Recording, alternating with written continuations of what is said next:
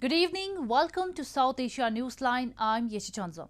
Here are the top stories we are tracking for you on Wednesday, the 23rd of February.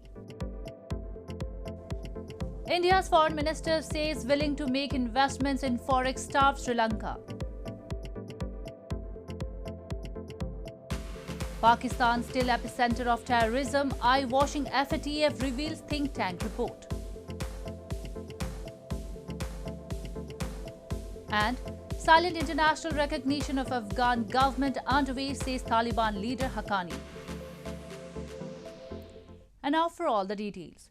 India's Foreign Minister S. Jaishankar said at the Asia Economic Dialogue 2022 on Wednesday that India is willing to make investments in Sri Lanka to help it ease an ongoing financial crisis. Sri Lanka has been suffering a severe shortage of foreign exchange, with reserves hitting $2.36 billion, leaving it unable to pay for fuel shipments and even food imports.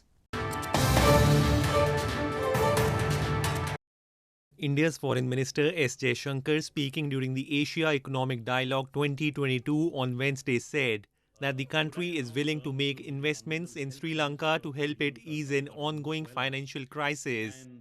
With Sri Lanka's Health Minister Kehelia Rambukwela among the panelists, Jaishankar assured that this is the time to demonstrate that India's neighborhood-first policy really delivers.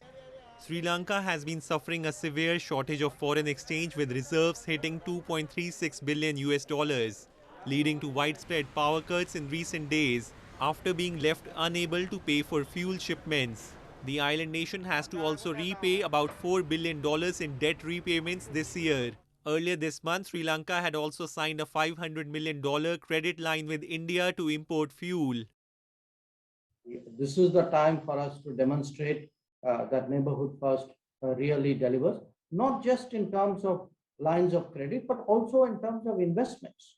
In terms of, if Indian tourists go out, if Indian business goes out, if even the Indian government, if there are investments we can make, which will shore up other people's economy and, expand employment, this is really what they need at this moment.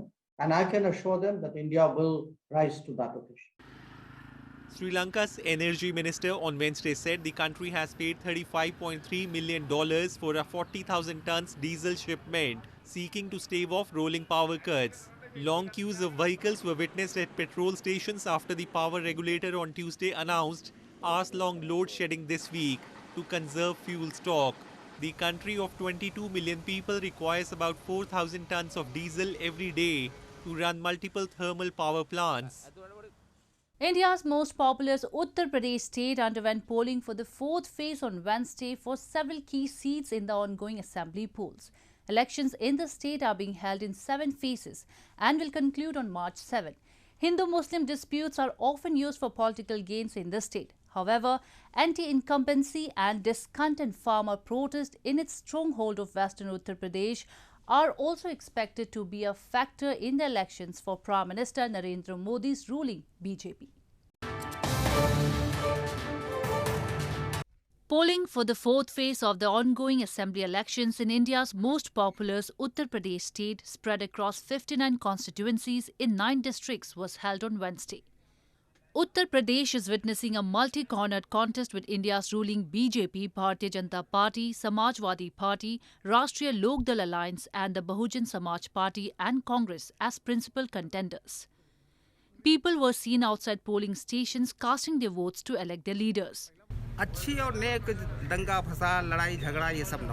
State capital Lucknow and hotbed of farmer protest in Uttar Pradesh, Lakhimpur Kheri, were among the key seats where voters turned up to exercise their franchise. Security has been heightened in Lakhimpur Kheri, that hogged the limelight after 8 people were mowed down by a vehicle during farmers' protest. Surrounded by police and paramilitary personnel, India's junior Interior Minister Ajay Mishra Teni, whose son Ashish Mishra is accused in the case, also cast his vote on Wednesday. Uttar Pradesh, home to more than 200 million people and the bellwether of national politics, is currently ruled by Hindu monk Yogi Adityanath from Prime Minister Narendra Modi's BJP. Meanwhile, taking a potshot at previous governments in the state, PM Modi on Wednesday said that the dynasts want sport to be always at their feet and keep revolving around them. Addressing a public rally in Barabanki, PM said his party cares for the poor in an attempt to woo voters for the remaining 3 phases of the 7-phase elections. The counting of votes will take place on March 10. Moving on, a recent report by think tank International Forum for Rights and Security has stated that Pakistan continues to remain an epicenter of terrorism and other criminal activities, while it is eye-washing Financial Action Task Force by making claims of fulfilling compliance. This comes as Global Terror Financing Watchdog has been holding meetings to assess actions of Pakistan, which remains in its grey list since 2018. Pakistan is eye-washing Global Terror Financing Watchdog FATF, the Financial Action Task Force, by making claims of fulfilling compliance at a time when Pakistan continues to remain an epicenter of terrorism and other criminal activities. Canada-based think tank International Forum for Rights and Security, or IFRAS, has said in a report. The fate of Pakistan hangs in the balance as the watchdog is holding plenary meetings this week to assess its actions while it has remained on FATF's grey list since 2018 for failing to effectively prosecute UN-designated terror outfits on its soil. The IFRAS report cites many incidents where Pakistan has not done anything to combat the brewing terrorism in the country. It mentions Lahore High Court's verdict in November 2021 when it acquitted 6 aides of Pakistan-based Lashkar-e-Taiba chief and mastermind of 2008 Mumbai terror attacks Hafiz Saeed in a terror financing case, months after giving them 9 years imprisonment. It is still the epicenter of terrorism and other criminal activities, hampering both its immediate neighbors, India and Afghanistan, the report states.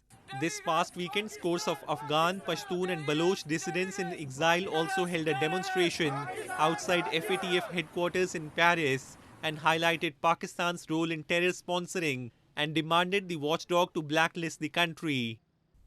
No country has formally recognized the Taliban-led administration that seized power in Afghanistan last year, but they see talks as a necessity given the depth of humanitarian crisis in the country. Highlighting that there has been a positive improvement in the political sector, senior Taliban leader Anas Haqqani has said that a process of silent or tacit recognition of the Islamic Emirate by the international community is underway. Senior Taliban leader Anas Haqqani on Tuesday said that a process of silent or tacit recognition of the Islamic Emirate by the international community is underway, and there have been positive improvements in the political sector. Haqqani, the younger brother of Sirajuddin Haqqani, the interior minister of Taliban regime, in a public meeting with the tribal leaders and local officials in Khost province, said differences should not harm the country's national values and the security forces should abide by the amnesty decree of the Islamic Emirate leader. Foreign powers have been reluctant to recognize the Taliban administration, which took over Afghanistan in August last year. No country has so far recognized the ruling government despite Taliban's insistence that it has met all the conditions for being officially recognized. Millions of Afghans have been plunged deeper into poverty since the last year's Taliban takeover, which resulted in disruption to aid programs and deteriorating food security.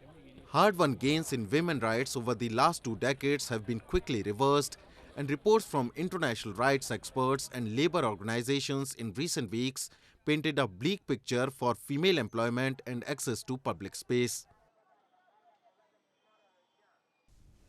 In news from Nepal, Nepal's Prime Minister Sher Bahadur Deuba met main opposition CPN-UML's chairman KP Sharma Oli on Tuesday and solicited support to ratify US-funded MCC-Millennium Challenge Corporation grant agreement through Parliament. Oli reminded PM Deuba that his party is staging protest in the parliament to meet its genuine demands and that his party won't be able to take part in the parliamentary process unless those demands are addressed. The parliament session on Monday witnessed obstruction by lawmakers of CPN-UML and protests by political parties, including those forming the ruling coalition. Violent protests were also seen in the streets of Kathmandu against the grant. Meanwhile, Nepal Parliament has until February 28 to ratify the deal. The $500 million MCC grant that Nepal and the US signed in late 2017 has been the bone of contention for Washington and China.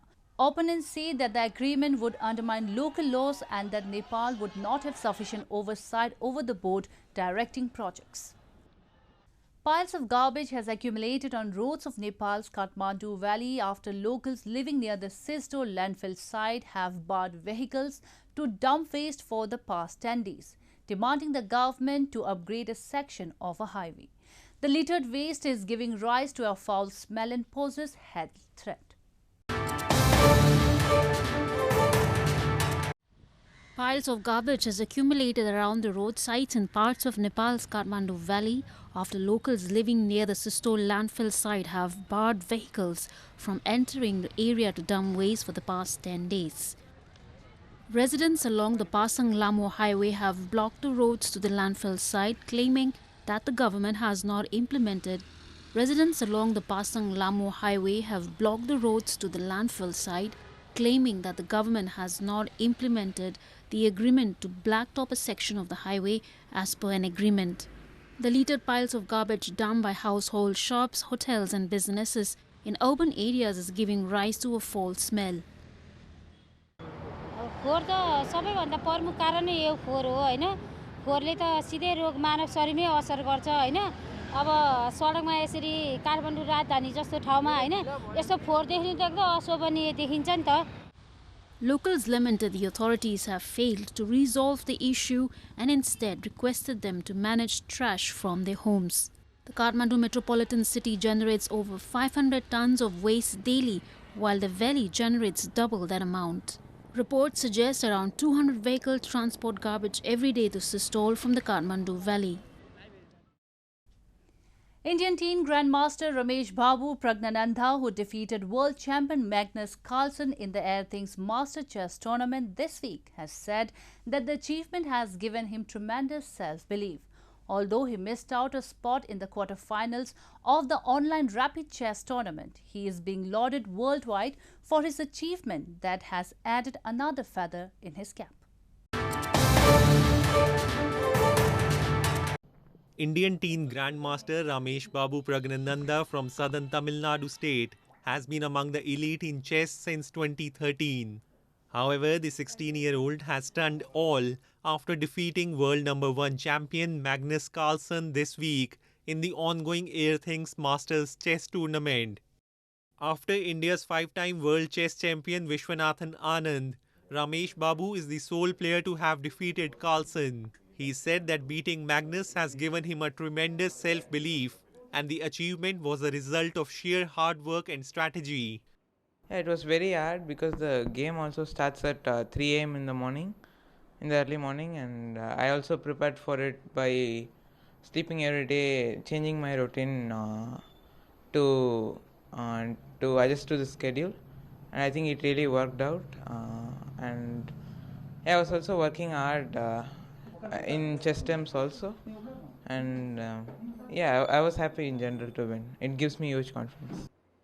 Unfortunately, Rameshbabu on Wednesday failed to qualify for the knockouts and finished 11th in the 16-player online rapid chess tournament. Nevertheless, the teen is getting praises and messages are pouring in from various sports personalities, including former Indian cricketers Sachin Tendulkar and chess player Vishwanathan Anand. His achievement has added another gem in Indian chess history. Well, that's all we have for you from South Asia this evening. Now our viewers can watch the show on SouthAsiaNewsline.com. You can also visit us on Facebook.com/AsAsiaNewsline and follow us on Twitter @AsAsiaNewsline. That's all in tonight's edition. We will see you same time tomorrow. Good night.